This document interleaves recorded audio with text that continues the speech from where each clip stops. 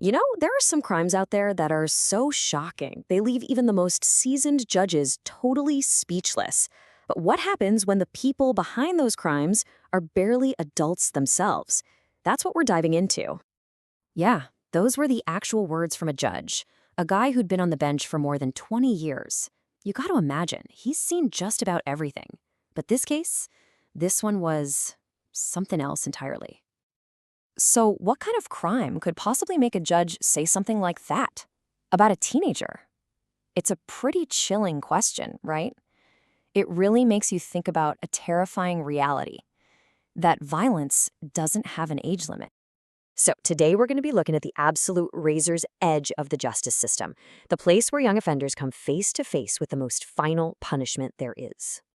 We're going to focus on two very specific cases that really pushed the system to its absolute limits.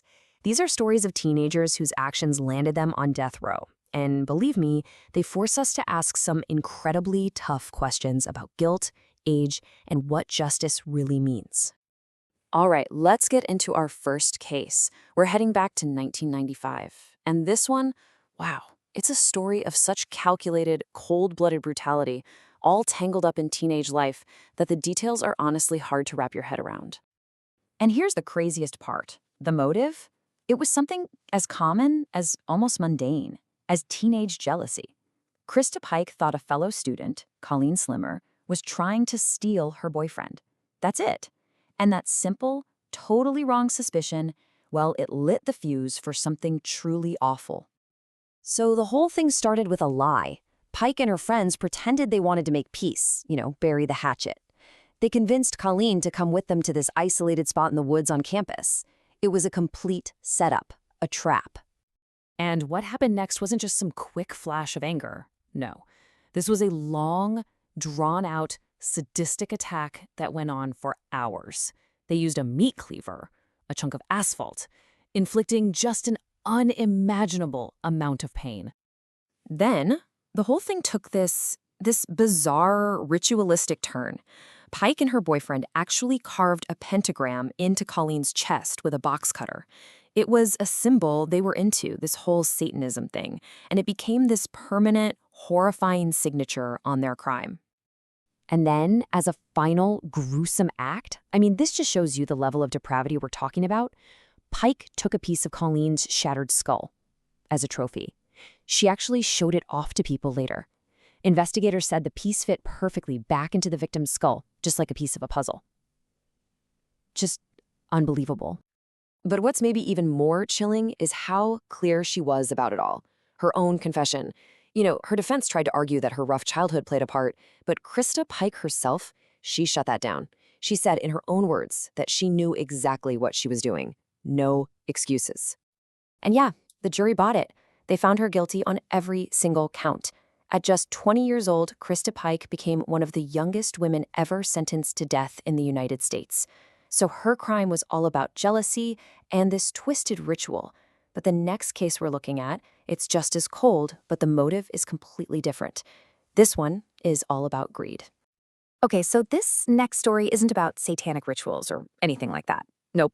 This one is all about cold, hard, calculated greed and an absolutely chilling betrayal of a friend.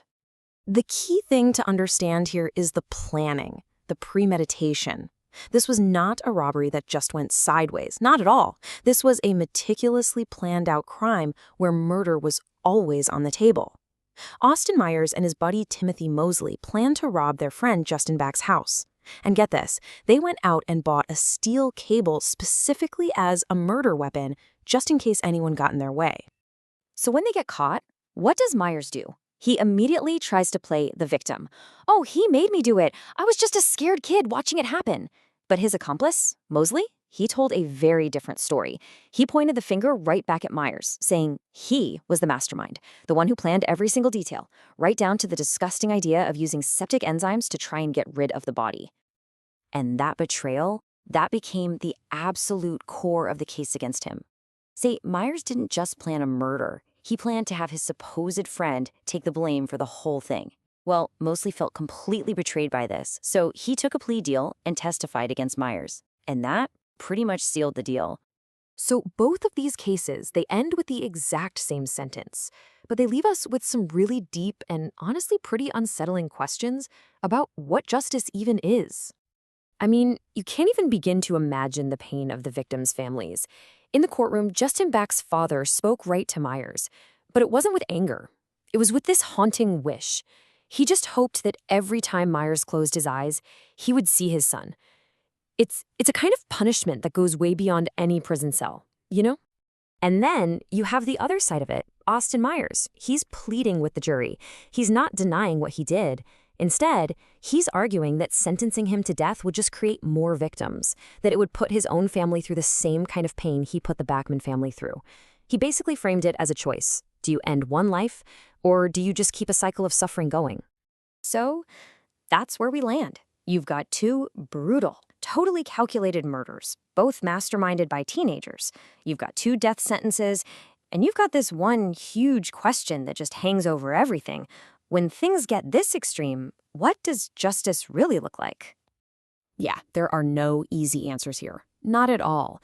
These cases show us young people who are capable of incredibly detailed planning and just unimaginable violence. It completely blurs the lines we draw between childhood innocence and adult guilt. And it forces us all to ask that final, difficult question. When a teenager commits a crime that's almost too perfect, too terrible to imagine, what is the perfect punishment?